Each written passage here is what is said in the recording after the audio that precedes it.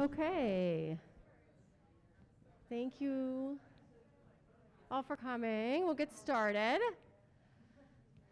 Great. Hi, everyone. Thank you so much for being here. I'm Dana Clancy. I'm the director of the School of Visual Arts, and we are an art school within a research university, so it's pretty easy for art and science to be in proximity with one another. But it is really my pleasure to welcome Catalyst Conversations. I've been following and working with Catalyst as a speaker, as an artist over the years, and you've been such an important force within Boston, Deborah Davidson and Catalyst. So it's really my immense pleasure to host, along with Peabody Essex Museum, Lucy Kim, Professor Lucy Kim, Dr. Tedi Asher, and Deborah. So I'm going to turn it right over to you, and thank you so much for partnering with us. So thank you, Dana. I'm going to take off my mask to speak to you. So thank you, Dana, so much. As Dana said, I'm the director and founder of Catalyst Conversations, and I'm pleased to welcome you all to a Catalyst Conversation. We were started in 2012, end of 2012, to open a critical path of dialogue between the arts and sciences, and we present intimate and provocative conversations between artists, scientists, and the public, and we are interested in connecting the two through programs, educational outreach, and public events like this, which demonstrate the important conversation and synergy between art, science, and technology. I, too, want to thank Boston University and the School of Visual Arts, and in particular Dana Clancy, and the Peabody Essex Museum for their respective interest in helping to realize this program. I also want to note this is our first in-person event in over 2 years, so this is a big moment. And as I was preparing, I was imagining myself in the little Zoom square, and I was like, no, not that. Anyway, our two speakers, Tedi Asher and Lucy Kim, are fascinated by perception and have been in conversation about it for a long time. They both move from speculation to experimentation to visualization in their practices and seek to find common ground between art and science. Leonardo da Vinci, who was both an artist and scientist as well as a designer and engineer, studied the human eye for 20 years in pursuit of that understanding of perception. This evening, Asher and Kim continue that conversation with each other and with you. Tedi Asher is the neuroscience researcher at the Peabody Essex Museum. She joined PEM in 2017 after completing her doctoral degree in biological and biomedical science program at Harvard Medical School. Her training as a basic biologist has lent Tedi an appreciation of how mechanistic understanding of living systems can meaningfully inform our lived experience. Her current work explores ways to couple understandings of the human nervous system with caring curiosity, which I just think is just a lovely way to think about curiosity, caring curiosity, to connect across differences and build new understandings of individuals, communities, human experience more generally. Lucy Kim is a visual artist working in painting, sculpture, and biological media, and is an associate professor of art here at BU. Through an aesthetically and materially wide-ranging practice, she explores the many naturalizing mechanisms that structure day-to-day visual experiences using a broad range of materials such as oil paint, silicone rubber, resins, and live bacteria cells. Kim's focus is on developing forms that are visceral, tactile, and less vision-centric. She works as a way to better understand and challenge photographic authority, I'm sure she'll talk more about that, and the biological and socio-cultural systems at work to produce visibility. Kim was born in Seoul, Korea, and is now based in Cambridge, Mass.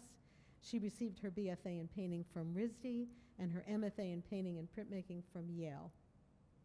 She is the recipient of many awards, including most recently a 2022 Creative Capital Award. So with that, I'm going to turn it over to our speakers, and we'll have a Q&A period after their conversation.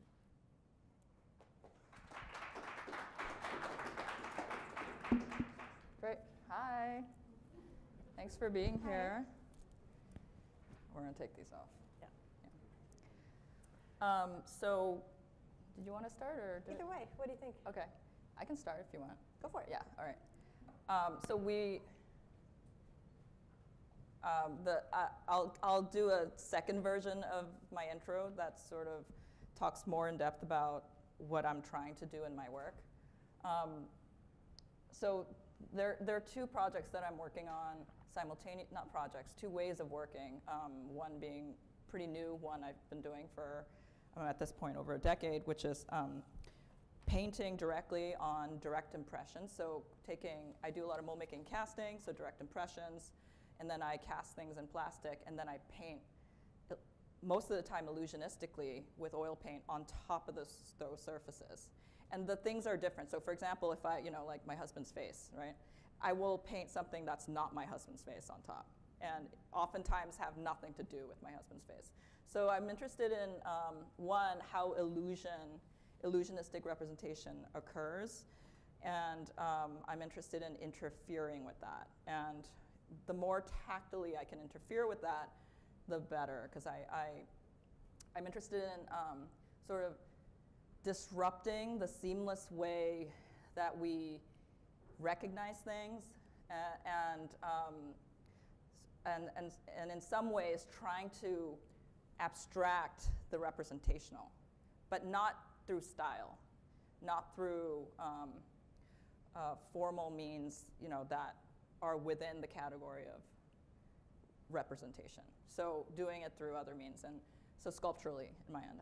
The other thing I'm trying to do right now is I ended up, it was weird how it happened, but that's another story. We might talk about it a little bit, but I'm also in the biology labs right now making work. I somehow ended up working with genetically modified E. coli cells that produce melanin, which is the biopigment responsible for, amongst many things, human skin, hair, and eye color. So it has it's a black and brown pigment, the one I'm using. There's also a red version that people with red hair have.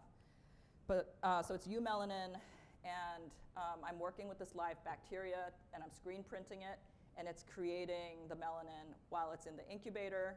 So there's no image in the beginning on paper, and then in the incubator, the image starts to emerge as the bacterial cells multiply and respond to the conditions on the paper. So somehow this happened. And the work looks very different, but they're both interested in taking like the power of, I'm being a little bit dramatic, but how powerful and intuitive and seamless images seem, especially if it's representational. Like you can recognize the forms. You can apply symbolic, symbols, like symbolism behind those things, potentially put it in a narrative, but disrupt those things. And by using live bacteria cells, one, what happens is the image gets a little bit distorted because the cells do their own thing. I can't actually fully control them. So there's distortions, there are parts missing where it decides it doesn't want to make melanin here. And also the cells are going through an evolutionary process while it's in the incubator for 3 days. And some of it, I'm getting very technical, but at some point, some of the cells decide they don't want to make melanin. So like those parts get either lighter or they're totally blank. I'm also interested in the image being alive.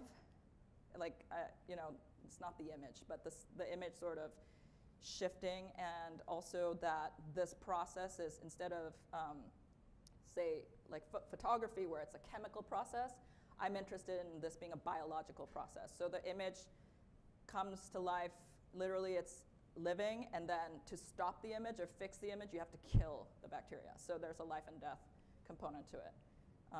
And then of course, with the melanin being playing such a dominant role in human appearance, I feel that it's hard to separate the pigment that's producing the imagery that you're recognizing, and separating it from the meaning of the work. So I'm interested in those things with that project. Cool. Okay. So I'm just writing things down because I have so many questions for Lucy, and I feel like I'll get to this in a second, but we're just continually updating our understanding of what each other's doing. And honestly, what I'm doing myself is, my understanding of that is also updated routinely. So just a quick question before I tell you about myself. Can I just, if it makes sense in a talk of this nature to categorize in this way. Who's from like an art background here? Ooh, we win. Oh, it's a competition. Okay, and who's from a science background? You can raise your hand for both if you want. Okay, all right, just helps to calibrate language and background and stuff. Okay, so I'm Tedi. I, by training, I'm a basic biologist. I've bounced around a little bit. My job at PEM is the first time that I've ever worked with human subjects to the extent that that's what I do now. You know, kind of worked with fruit flies in undergrad and human cells and culture in immunology afterward, and then back to neuroscience for graduate school in mouse models studying population of neurons in the brain in relation to behavior, which we can get into, but I don't think it'll be relevant here. And so I guess I reference that just to say that always what I carry with me is sort of this idea of like structure and function, right? So what are the elements in a system? What are the dynamics among those elements in the system? And how, if you change one, does the system change? How do the others change? And to the extent that that's useful in combination with different like research methods and other ways of thinking about things, how can that help us to understand human experience and human experiences in different contexts? The last few years it's been in the context of art experiences in a museum. And so that's sort of where I come from and what I'm doing in short right now. I guess just briefly by way of background, Lucy and I were connected a few years ago, maybe like 2018. I think it was pretty early on after I got to PEM, by a mutual friend who was going to be here, but he's not, so we miss him. But thank you, Mick, for the introduction. And we connected via email, and one day Lucy made the trek out to Salem, which is not a short trek when you're, well, doing it every day, 2 directions like I was. But and we just sat in a coffee shop. You brought a friend, curator at the time, and it was just like that's what started these just kind of inconsistent but perpetual conversations in which what I really appreciate is that we just ask, at least I ask the questions that I'm like honestly too ashamed or like feel are too stupid to ask elsewhere, and it just like takes us to really exciting places. So I think more, for me personally, more than relaying any specific content today, I just kind of want to share that as much as possible and get to do it myself because we haven't been in touch that much recently. So anyway, that's kind of my intro there. Yeah. So my sounds okay. Yeah, I think that. So one of the reasons why I also ended up. Sorry, your interest. Okay, done. Right? Okay, yeah. we can now start. Okay. Okay. Sorry, I didn't want to cut you off. So I ended up with the Melanin Project because I was an artist in residence at the Broad Institute, which is at MIT Harvard, and to invite artists. So it was by invitation, and then I had sort of had free reign to do whatever I wanted. That said, their expectation was not that the artist would then go in the lab and start messing around with people's stuff. Like that was definitely not it. But after 3 months of roaming around and harassing people, I realized that's what I wanted to do. And in the process, got very comfortable harassing scientists. And I don't mean actually harassing, but just like bugging them to meet me, and also understanding the, artists are, or I would say the culture in the arts is very different than the culture in the sciences.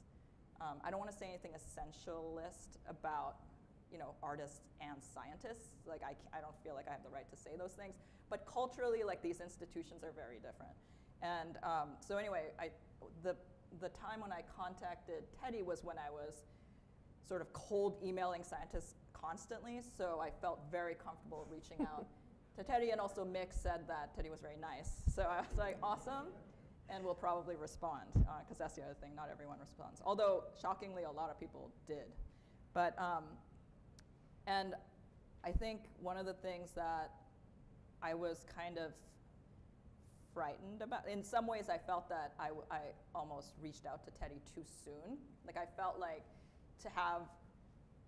to not waste Tedi's time, I should have known more about neuroscience, for example.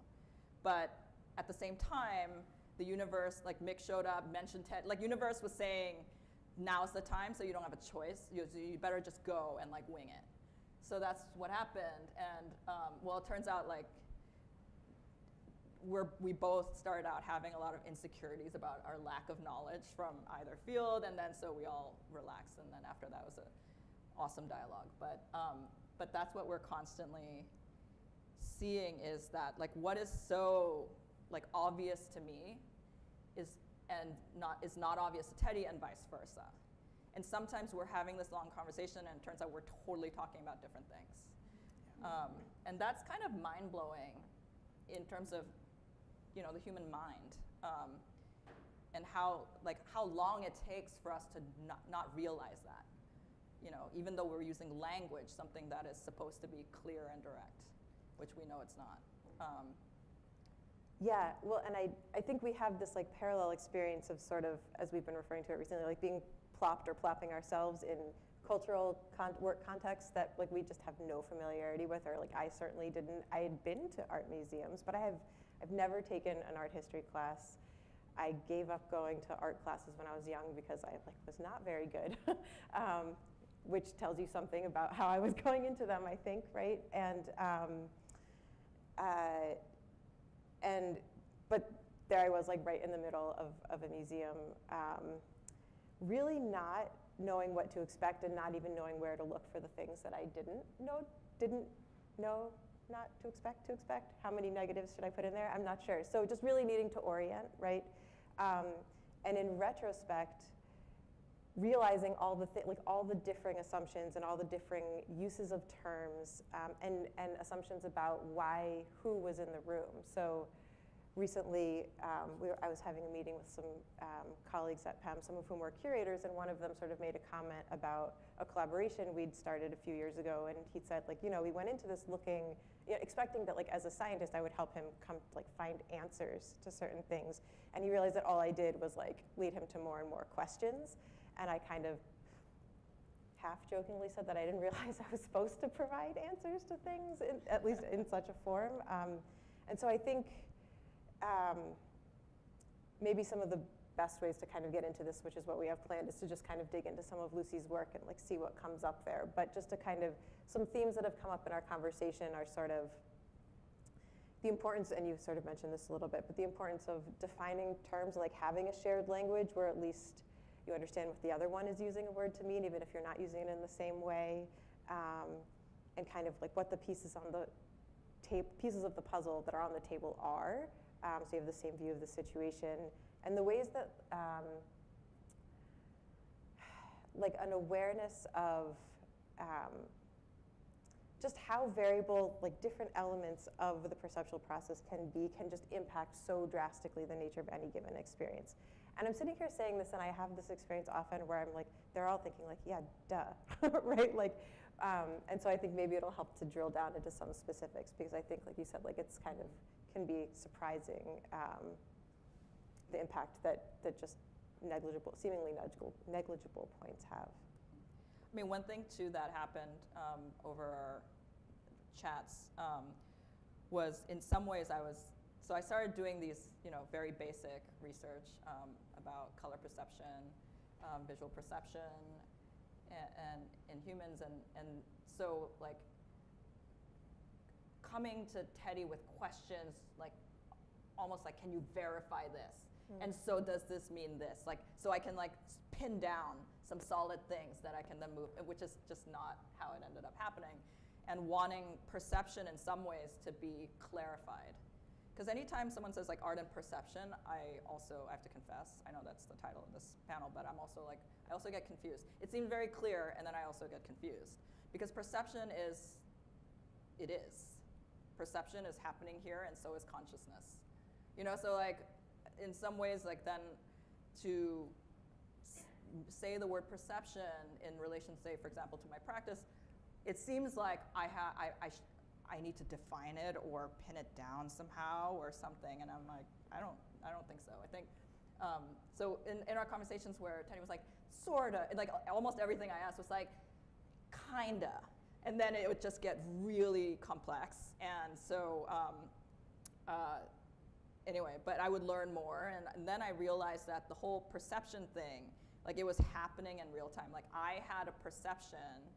I mean, of course, visual perception's happening because I'm like looking at Tedi or looking at the Zoom screen, whatever. But like, I'm also like, I have a preconception of what Tedi does and what, how she might respond. So it's like related to expectations. And then the same was happening. And that was structuring everything I was saying and everything I was asking. And in some ways also probably what I was hearing. Yeah. So, and that became interesting, like that things weren't fixed or stable, I guess. Yeah. Yeah, well, and I think, I don't know, this feels maybe trite to bring up, but I'm just going to go with it because it's what's in my head right now. Just sort of, I often hear, and in referencing, I don't know, I'm not going to get this lingo right, but like a work of art or a painting, it draws your eye in here. Correct me on if I'm right, and it takes you here. And I'm not saying it doesn't do that, but I often, whenever I hear that kind of description about what a work is doing, I just find myself wondering, like, for whom, under what circumstances, under what conditions, like how variable is that, right? Sort of what is the range of ways that is true or not true for what people, when, and just kind of some of the elements that Lucy mentioned, like expectation and prior experience, background knowledge or lack thereof, right? Just in my mind, I just kind of go down to the kind of biological nuts and bolts and either reference what I know or what I think might be true based on what I know about how those factors are operating at that level, right? And so I feel like sometimes in our conversations we're like sort of meeting at this, not the same place, but this like series of planes in between like my grounding, at least mentally, in sort of these more biologically mechanistic ways of trying to ground myself in these questions with, I don't want to speak for you about where you're coming from, but sort of operating on a larger scale, maybe in terms of like reference to the human body, like sort of grounding in experience. Does that sort of make sense? Yeah, and then also like how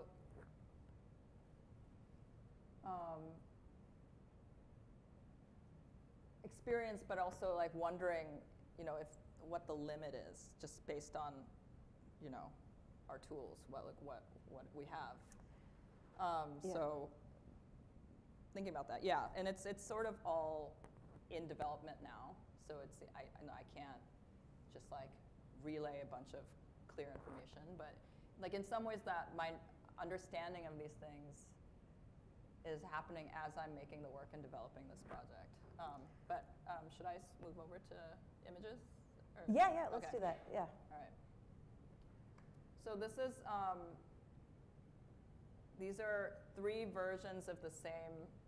I don't know if you're all familiar with screen printing. Like T-shirts are printed with that. It's just a mesh screen. You push ink through, and you can put, it's a stencil system. So with a photo emulsion, and so what I've been doing is just pulling any test image, and I've been sort of experimenting with different kinds of images. So in this case, you may not, I don't know if any of you see what this is, or have guessed what this is, but it's my sister holding her baby.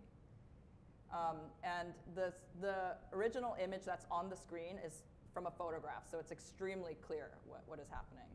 And then once I printed the E. coli and then put it in the incubator, it popped out 3 of these different versions. So all these distortions happened. So, the locations of what areas are dark and light like changed depending on the print. And then this one, what I ended up being really interested in an image that's so clear, like mother and child. I mean, it's a pretty like classic image and then the bacteria just kind of distorted it for me. And if the title wasn't there, I also wonder if anyone would even think this was representational to begin with. So I was really interested in that. And also, I didn't mention this before, but I'm interested in the monochrome. So essentially black and white, brown and white images, which is why I'm only using this melanin as opposed to, people ask me, like, because I know people, color is very popular, and I love color, obviously. Look at my outfit.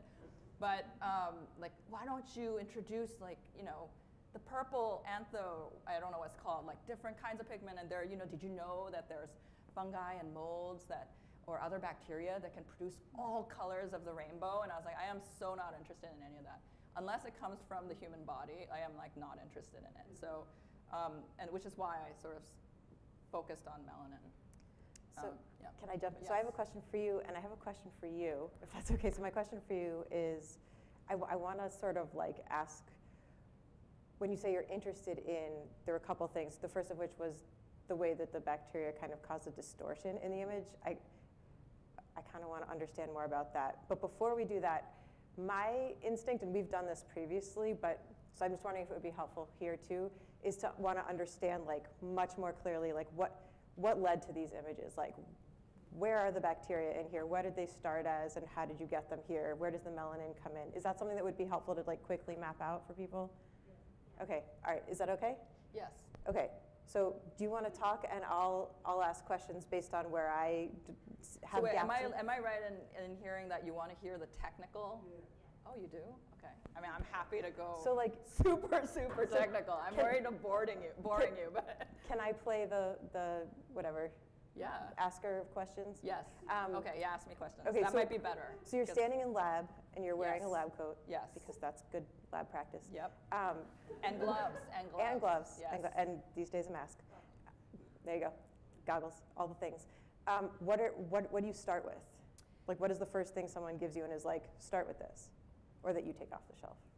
Yeah, so first thing I have to do is make the liquid culture. So I need to get enough bacterial cells so that the ink I make, I end up extracting, so I make, you know, a liquid culture, so bacteria liquid with all the food that it likes, and then I just take a little sample from my freezer of by the way, I didn't develop the strain. The strain is from a scientist in Mexico. His name is Dr. Guillermo Gosset. He shared the strain. I found his paper. He developed a strain of E. coli that makes a lot of melanin. There are a lot of strains out there. They make different quantities and different kinds of melanin. This one makes a lot of melanin, so that's what I care about, eumelanin. So he sent it to me, shared it with me. He's been great. I'm still in touch with him for technical stuff. But so I take a sample of that, put it in that liquid, and it like swishes around for 24 hours, and it multiplies a lot. So it becomes a very dense liquid culture. And so is it like pigmented? It's just, I don't do any, I don't need it to produce melanin at that point. I just need there to be a lot of cells. So they're the cells that have the capacity to produce melanin, but they're not producing it in the flask. Correct. Okay. Yeah. And then what I do is I centrifuge it, which means I take the liquid, I put it in this thing, I put it in a centrifuge, spins it at like some insane 2,200 revolution per minute. Yeah. And then what happens is just the bacteria cells go to the bottom into a little nugget, and then everything else I toss out. So I take that, and I have an ink recipe, which I will not share with you. But anyway, it has to be the right viscosity. I don't know if you know, have you silkscreened before? The texture of the ink is really important. So, because if it's too watery, it'll just go right through. If it's too thick, it's difficult to push through, da-da-da. And also in my case, how the food is in that ink, so enough food has to deposit as well for the bacteria to be able to make the melanin. Anyway, so then I put that nugget into the ink. Yes. Sorry. Some of these are questions for you, some of them are for me. So these are for me. The ink. Sorry, maybe I just interrupted you from saying this. No, you put the nugget, I like that better than pellet, of the cells. Pellet. Right, and then what else goes into the ink? Like, what is ink? The ink composed of cells, food? Yeah, so there's like the food that this is based on a paper, the Guillermo Gosset's paper, like the basic stuff it needs to make the melanin in the right concentration. And then it also has thickeners that I use that will not kill or inhibit the bacteria, and also will retain moisture and not wash off too easily later. Like, there are so many conditions so I finally like settled on, I'm almost done nailing down the recipe, but that's been a pain. So it's different, yeah, yeah, Okay. those things. And I don't know, just the food, right? That's sort of like a protein building block, right? That then the cells act on to create this protein melanin, right? Yes, that is so pigmented. the protein that it needs to produce melanin is tyrosine, L-tyrosine. So and it's a white powder. And I mix that in also. And then everything else in the ink is, sort of one, the thickener, and two, to feed the cells. So it's like there's glucose in there, sugars. And then the tyrosine is also there because it needs to turn that into the melanin. Okay. Yeah. So you're still holding a flask with liquid in it, is that? Oh, I thought I centrifuged it. You centrifuged it, so Yeah. what is it in now? Well, now You it's took in the the ink, nugget- in a beaker. Beaker, I'm like, okay. with a spatula. Okay.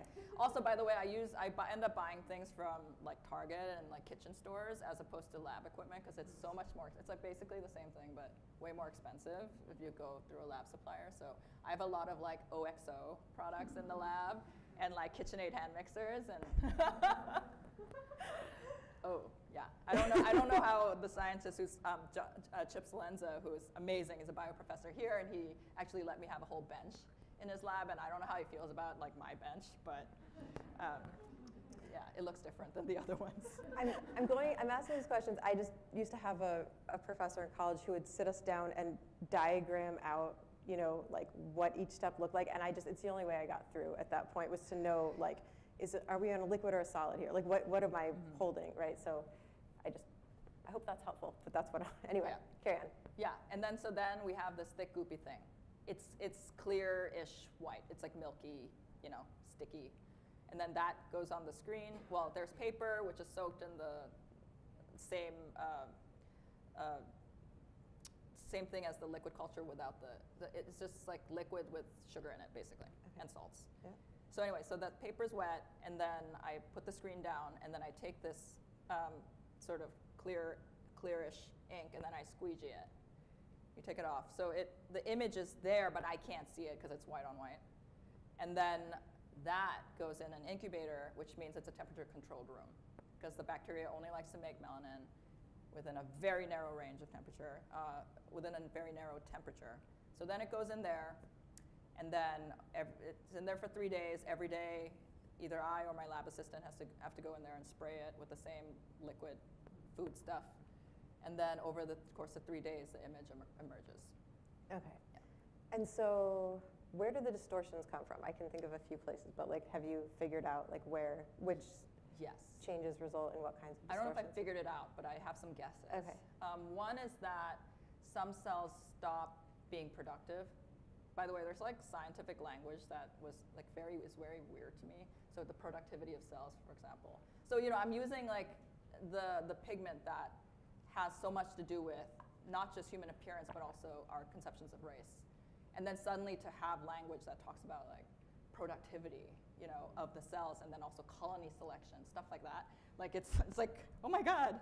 And it never occurred to me, like, of course, but as soon as you said that in our conversation the other day, I was like, oh God, yeah, don't say that. But it really did not. And I feel like that's kind of what you were saying, like before, like we're in the process as we're talking about the process, like catching ourselves in it. So anyway. So like the translate, it's funny, like. And I mean, also, I will just say as a side note, like one thing that really weirded me out and confused me for a really long time was the use of the word models. So like human model, mouse models, like da-da-da. I'm like, what? Just say mouse. Like I don't, but it's, then you just said, so now I think of, when someone says mouse models, I think of like a robot, like in a fuzzy small purse. Like, That's what you think of now? Well, it's like I think of the thing as a machine. Like it's really weird. I was going to ask how your experience of the utility of that idea of like a mouse model changed from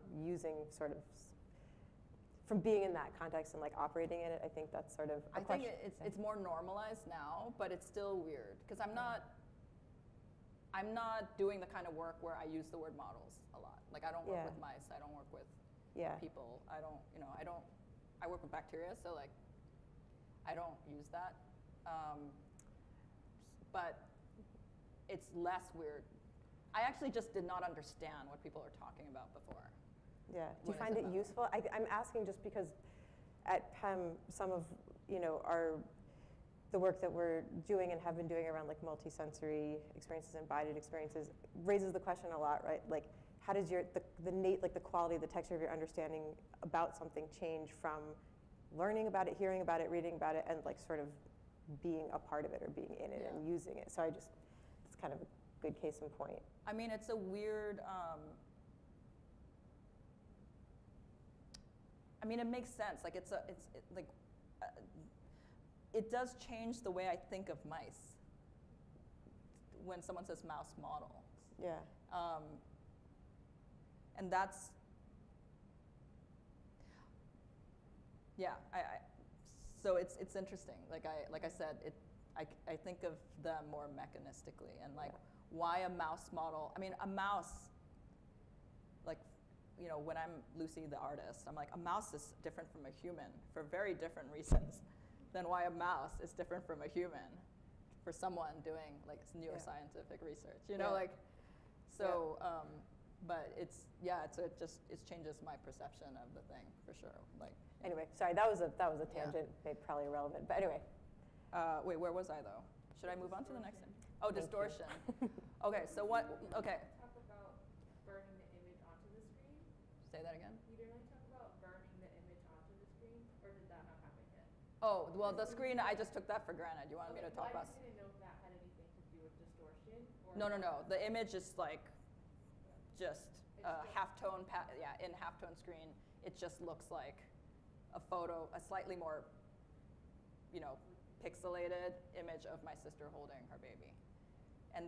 But then like this is what comes out of it. Not always. Sometimes I have gotten like an almost near perfect screen print, but I just don't know when that's going to happen. And then I can usually never do it again.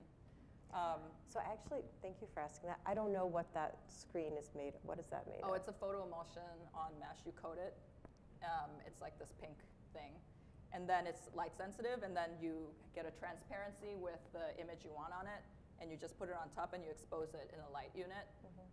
And so wherever the light goes through, that stuff hardens, and whatever is not exposed to light, it washes off when you spray wash it. And then after that, you have like the image. Okay. Yeah. Okay. A stencil, essentially. Okay. I don't know if that made sense. Yeah, no, it does. It did? I was Okay. just trying to think about like what is keeping the bacteria from the page versus not. So yeah. Yes, go ahead. that's what it is. It's literally a stencil process. All right, so why? Okay, why? I mean, I ask this to bacteria all the time, like why? But so sometimes, like I said, as it reproduces, which E. coli reproduces at an alarming rate. That's also probably weird to say it like that, alarming rate, right? You're like, no, it's the rate. It's Yeah, normal. it's like I'm like, it's alarming, because like someone told me the numbers. it's like and 20 minutes, right? For a it's it's been a while since I've done this now. it's but like a lot, like to double. Is it the doubling time is 20 minutes about? It's like yeah, something crazy. And but you start out already with like millions of cells, and then it just like quickly goes to billions. Yeah.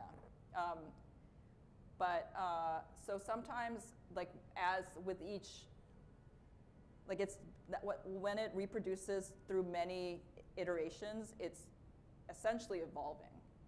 And what makes the genetic modification, like it's a plasmid that makes this E. coli that doesn't normally make melanin. It's a plasmid that makes melanin from something else that's inserted into its into its gene that then makes it make melanin. But it's not, quote unquote, part of its original genetic structure. So it kind of wants to kick it out as soon as something isn't right and it can do it. So there are instances where this is where cells can get less productive. Is something happens where it can kick out the plasmid, and then it no longer makes melanin, or makes less melanin, and then is less productive. So sometimes those areas don't produce melanin. So for example, see the the flare, the white spots that in the image. So that could be that, or it could be my really poor screen printing job. Or it could be that, it could have been something technical on the non-biological end, or it could have been something in the biological end. But if something goes wrong, also technically in the screen printing end, it has a biological consequence as well.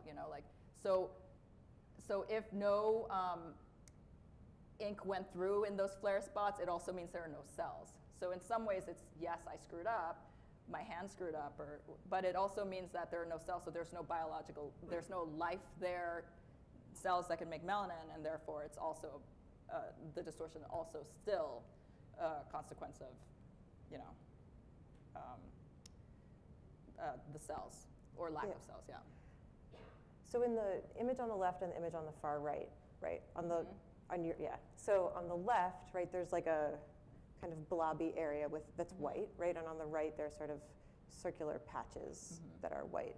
So I guess in terms of like the interestingness of the distortion in those two examples, like what is it okay to dig into? Like I just yeah, I mean I don't know. It's interesting, but it's also like not that interesting. Okay.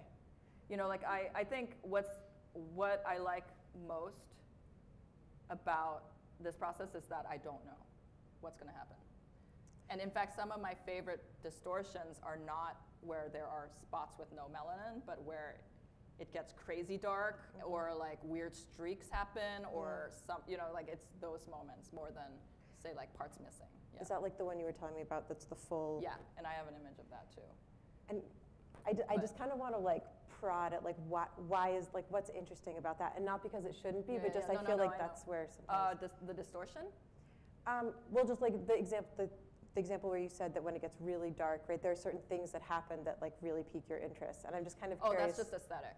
Aesthetically, I'm more interested in those distortions. Okay. But to go back to why the distortion is interesting to me is because the bacteria, without caring at all, right, about me or art or the image or you, the viewer, is making these decisions essentially for me in the work. And something that, because ultimately I find that there's distortion in all forms of representation because it's a translation. But some are more natural to us than others. And that who decides, culturally those are specific. I mean, now speaking of photography, Deborah mentioned, but photography, like how that sort of closest to people think that's closest to the truth. And that's sort of accepted because it's a system that we've all acclimated to or assimilated to, but it's still a system of representation. And this is a different system of representation essentially. But it starts out with the photo system that then this bacterial life distorts. So it's not necessarily like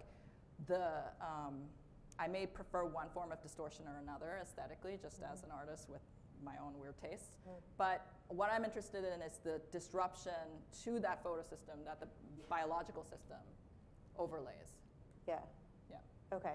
So I remember at one point. I love how she digs. By the way, like scientists just like dig in a way that I love. No, I'm not. This isn't a weird backhanded mean girl thing. Like I really love it because like I can't get away with anything when I talk to Tedi or like other scientists or like some of my art friends who are very analytical. Like I love. Like, well, you just don't get it. Like, I don't get to say stuff like that, which I think is sort of like the trick card a lot of artists like to play. And I just want you to know, I actually sincerely appreciate that you are who you are. Well, I appreciate that, and I have things to reciprocate with, but for the sake of everyone, Yes, I think maybe you can keep I'll prodding. just postpone that. Yeah. But I just wanted to. Sorry, I have a 1-year-old. Sleep deprivation is real, and I'm really doing my best to hold on to these thoughts. I'm really sorry about that. But the other day, you sort of made the comment, right, that like what you hope this technique and others will do in your work, and correct me if I'm getting this wrong, is to sort of cause this like a disruption in like the seamlessness of perception, right? To make people like, to help people realize that there's some sort of decision, whether they're making that decision or the context is sort of channeling them into a certain kind of decision about what they understand a particular set of visual input to mean, to how they make sense of it, right? And so I'm piecing together a little bit how that happens or how you curate that happening. That might not be the right word here, but almost like this is a method, and these distortions happen, and they cause, maybe for different people, different kinds of alterations in how they might normally see the original form of that image. Is that, and use that, in, like you can then use that, whatever the nature of that disruption is for an individual, it is sort of striving towards this sort of slowing down and like realizing that there's more than one way to sort of understand. Yeah, and there's the result of this is not like, let's see if you can guess the original image, or like, I don't want, I have this like wanting to slow things down, but essentially I use myself as, like I'm not exempt from these things. Like I use my own biases as a starting point, for example, you know, like the believability of photographs, like that's, I'm like, it's instinctual, like for me. But I also am getting, time is running out, eyes from Deborah. Gotcha. So I'm gonna, Actually, let me just jump in. yeah. Yeah. We started a little late. So Yeah. I thought we could go till another like 5 minutes with you and then invite audience Oh, sure, yeah, to join in and comment or question. cool. Okay? Can I just show this time Yeah, lapse? please. Because I like it. It explains a lot. So this is a time lapse. It's a 3-day process, 65-hour process that I time lapsed into 30 seconds.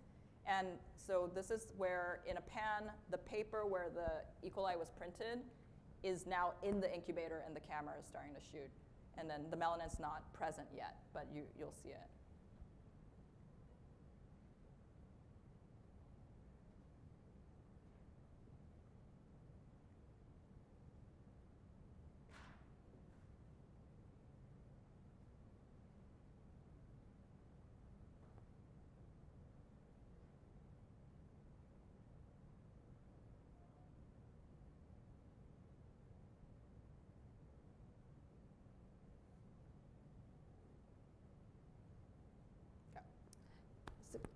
So I saw that for the first time just very recently, and one thing that I really love about that is that I guess I'm sort of imagining like if various frames of that video, right, were, if I encountered those independently, I wouldn't have the same understanding of how my perception changes as when I, like, right, so like there's sort of like a peak in my understanding of what's on the screen or page as a baby, right? And then I start to lose it. It's like an inverted U, right? Then it starts to, but I know that I had seen a baby, so it's like, oh, this part of the baby is less clear, and that, right? But it's like a baby in my mind from the point at which I see it as a baby. And so I think there's sort of like, there's a lot that you can pull out there, but I think it just sort of, where I find myself returning to again and again in a lot of different places in my work and in our conversations is the way that one, like a single frame like that could be, you know, a work of art that you encounter in a museum that you don't get on first pass, right? And what are the factors in the environment, in the social context, in what happened to you just before you came into the museum, in our wiring, so to speak, right? That sort of calibrate our decision to lean in and like look again and try to like see a different frame, right? A different perspective, versus to like turn away and choose to disengage. And then if we have a better understanding of those elements in that system and that like calibration dial, can we use that to sort of find ways to connect in places where there might otherwise be divides that are problematic in different ways? So I don't know, kind of wanted to like, that just resonated with me in that way. I just thought I'd share that. So I'm not sure how much sense that made, but feel free to interrogate it now. So I'm going to jump in.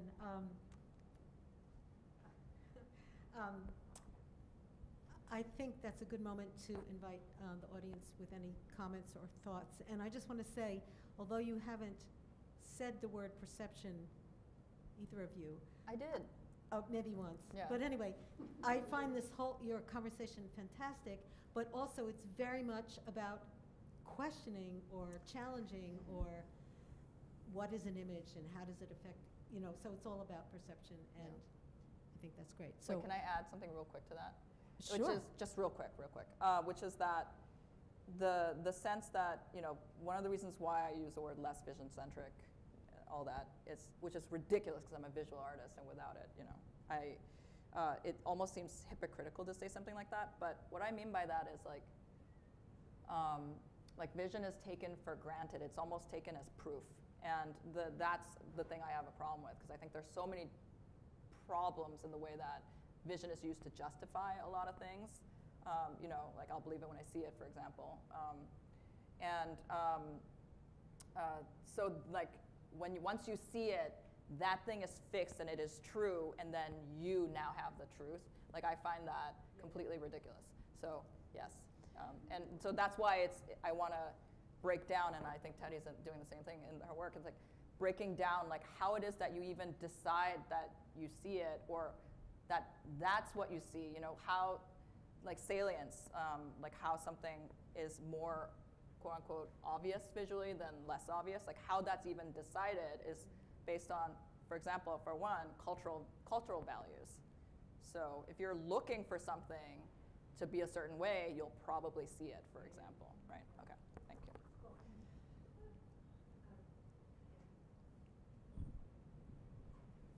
Do you mind if I just, because I have like 15 more slides. We don't have to talk about it, but can I just like have it move around in the background to keep your eyes stimulated? Thank you. Oh, but please ask your question. Well, let me do the mask off for question, for speaking. This is sort of related to my question as we're looking at these images.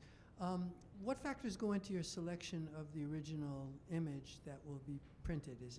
Are they, I want to say technical? Is it, the contrast between the light and dark? Is it symbolic? You talked about mother and child being kind of a trope of visual arts. Or is it the symbolism of being printed in melanin? How do you choose the image you're going to print?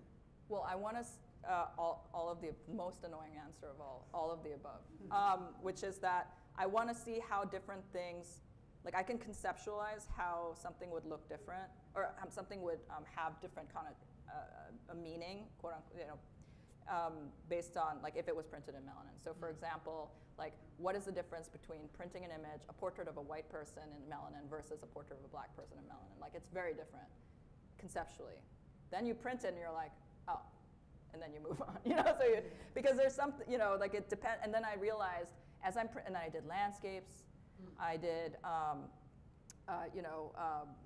figure drawings of my students. I just did, I did fruit with intense colors like strawberries, and I went through the spectrum and I realized more than the image, I mean, yes, the image and what it could mean, but really it's like how it's printed. So like, for example, this one printed very clean. The image itself was already blurry. It's like a zoomed in, like super zoomed in image of a crowd at a Red Sox game. So it's like, but it's a crowd of people, just mishmash of people. And it also looks like a blot of something. But then, this is an open screen, which is just supposed to be a black rectangle. And I did a bad squeegee job. Also, they're very big, these prints, actually. They're 40 by 48. So, like, it's hard to squeegee it clean. So, like, the edges are doing this. And I found that my favorite part were these edges, where way too much ink went on. And in silkscreen, that's a bad thing. Like, it looks terrible if it's silkscreen. But with the cells, and because those areas then get concentrated with cells and tyrosine, they become so intensely rich in color. And the edges start to vibrate, and I became really interested in that. So I realized that images that have high contrast, this process is biased towards very high contrast images. So now I learned that, sort of in this it's obvious now that I say it, but. Silkscreen is sort of biased towards high contrast that's true. Images. Yeah. But this is like really biased towards, so anyway, so I'm sort of figuring these things out. Symbolically, I'm still playing around with images, but it's narrowed quite a bit. Yeah. And is it important for you that the viewer knows they're printed in melanin? Yes. I think we had a question. Yeah. No, first over here.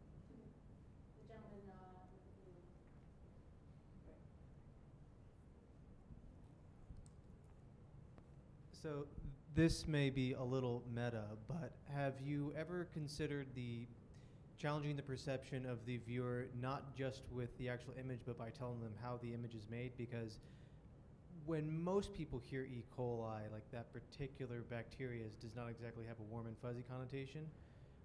But if you told them that it was like a penicillium bacteria or fungi in that case, I think, then they might draw different conclusions about the exact same image. Yep.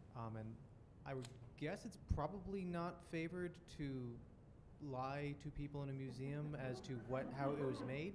But on the other hand, it would be the reaction might very well be different. Yeah, and that's fine, because that's also, in some ways, that perception is, that's how it works, right? The perception and the common knowledge versus like in-depth knowledge.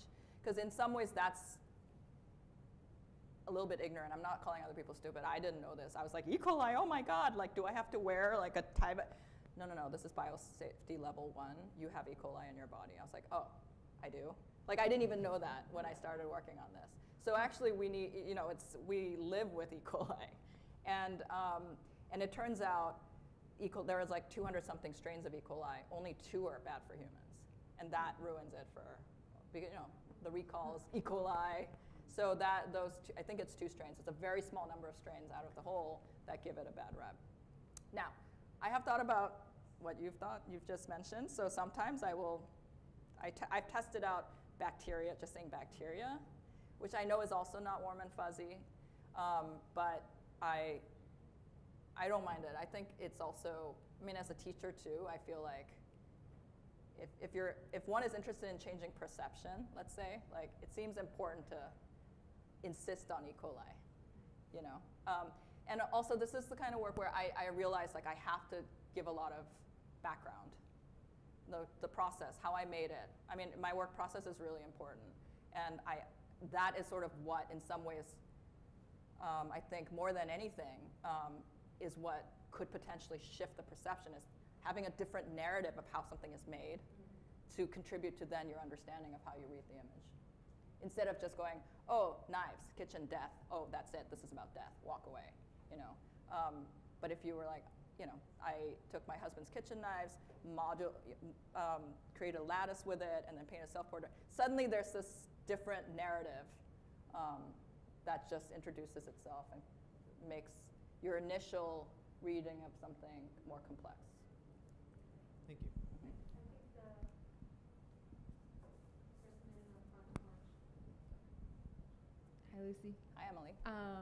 So I guess 2 questions. One was based off this person's question, just like clarifying, you're still in the research phase of this, right? So like image-wise, you're just testing. You haven't like.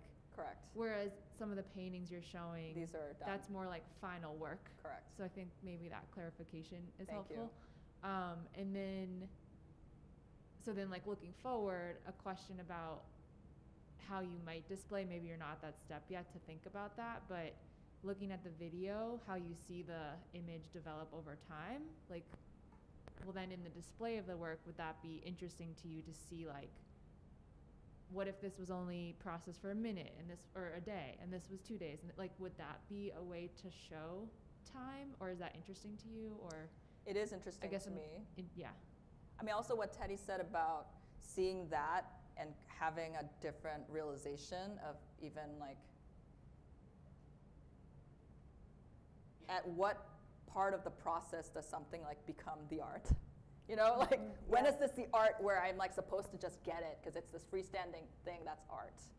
Like, that's what you were asking, right? That's what you were talking about in terms of how the image kind of solidifies for you and then disappear, right? Like almost like if you had a camera and you're like focusing and then unfocusing, like at a certain point you see the image and then it goes away. I see the image that is referenced as a baby, right? Yeah, but I think I feel like what Lucy said, yes, but I feel like what you said kind of adds a lens or a layer to that, which is probably more interesting than just like my peak point, right? Which is, and this is probably clichély meta, but like, what is the peak point for art, right? And who decides that? And I guess my curiosity for you is like, how do you calibrate that? Is it where your point for art is? Is it, like where you said, like, I can't remember exactly how you said it, right? But you sort of indicated that there was a point in time at which the image would be a static product that was the art, right? Mm-hmm. And so I guess I'm just curious about the process by which you and anyone else, right, would go about. Is that based on your sense of it? Is it based on your sense of what other people's sense of that would be? And not in like a good, bad judgment way, but just sort of. Like when, yeah. Because I make it very clear that all of these are test prints. Like they're all titled, test prints, and then it's parentheses, just so I know what it is. And it's really important to me because it's not the art, But then like soon there will be something that looks very similar, probably indistinguishable to a lot of people, that I will then start calling the art. But it's when everything aligns. Like these are all just experiments right now. And they're markers of certain things that I'm learning, and I need them to as records of these experiments. So that's what these are. So in some ways they're more like the products of science right now, like products of experiments that they're swatches that I need, as opposed to art. And at some point it won't be that. Yeah. Gentleman in the green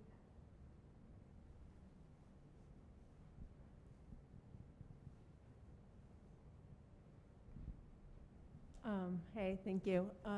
So I'm wondering about after the 65-hour develop, is that color produced by the melanin stable, or will it continue to change? What would happen if like a portion of it was exposed to the sun for a couple days? Very good question. This is the thing I'm working on right now. So it does fade, because it's a biopigment. I had someone ask me, it was really funny. It was actually, I was like, oh, that's so, what an imagination you have. Someone asked me if I put my prints out in the sun, if they would tan. And I was like, oh, no, because it's dead. No, it's only going to go downhill from here. As an object, it's only going to get less stable, no matter what it's made out of, honestly. But so the melanin is, it's interesting. So I actually was invited by the Yale Art Gallery's conservation department to come do a fade test. So I drove it down. It was the day before the shutdown, March 9th. And we did a test. And basically what happens is that, although I've changed my process so that it's a little bit different now, but it fades really quickly up to a certain point, and then it plateaus, and then it fades much more slowly. But all of those things also, how obvious the fading is depends on how much melanin is actually in that spot. So the overall darker the print is, the less obvious the fading is, even though it might be fading. Because the melanin is, it's a really interesting and amazing pigment. It's actually very important for our survival, but it does many things. But one of the things it does is it's really good at absorbing light and radiation. So the more melanin there is, the melanin on top protects the melanin on the bottom. So so anyway, the thicker areas, or not, I shouldn't say thicker, the more concentrated areas fade less obviously, but fading is still something I'm working on. And I have an undergrad working on as well. I think we have time for a couple more questions. I saw some hands in the back.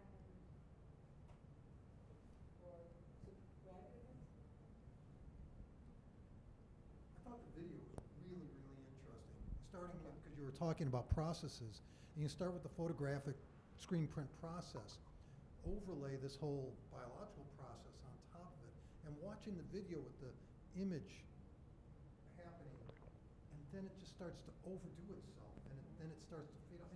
And talk about perception. My perception at that point is that the piece is rotting away, that it's becoming overpopulated by this germ that is it's just going crazy. And when you say that it starts to fade with sunlight, I can see that video. If you then continued the video and let it fade back out into nothing, there's something about overlaying those processes of starting with a static, which would be an artistic final piece, a screen print, going then into a biological process overlay on top of that, and watching that biological process then fade out as well. But I really see Interesting. this part of your work as that whole overlay of that biological process. And you talk about perception. I mean, what is art at that point? There's no piece of art really in there unless you overlay your own aesthetic on it. Mm-hmm. And really the process of it becoming and then becoming more and then getting overdone is really pretty interesting, I think.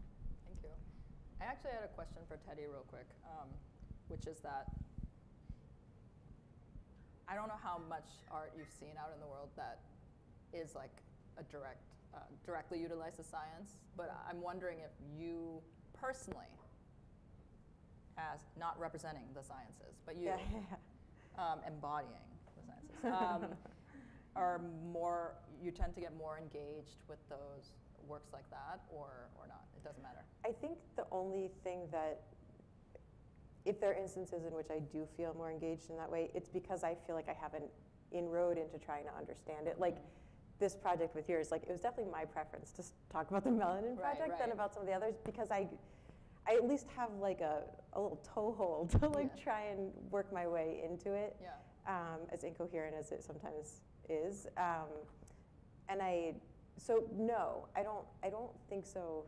I don't think so in that way. I just realized I've never asked you that before. Anyway. Yeah, no. Okay, I think our last question will be to you, Gregory. Whenever we're looking at an image projected, there's always a leap of faith for any work of art. But you're also, these are alive at a certain point. That's not something that we can fully appreciate. Is there a physicality to the surface that communicates that somehow? That it was alive? Yeah, I mean, when it's freshly this is what I printed, think. I don't know what you would think, but this is what I think. The surface, so as someone who's done a fair amount of printmaking and photography, there's something about the surface of this, specifically this one, which is very, very dark and very dense around the edges. I definitely see, like I can't say this because I can't unknow what I know, but I would wonder what this is if I saw this. Like I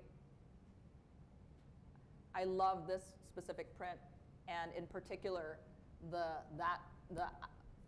edge closer to Deborah for a reason. Like once there's that level of melanin accumulation, it has there's something that's not like silk screening, normal silk screening. It's not like a photo emulsion. Like it's just doing something else.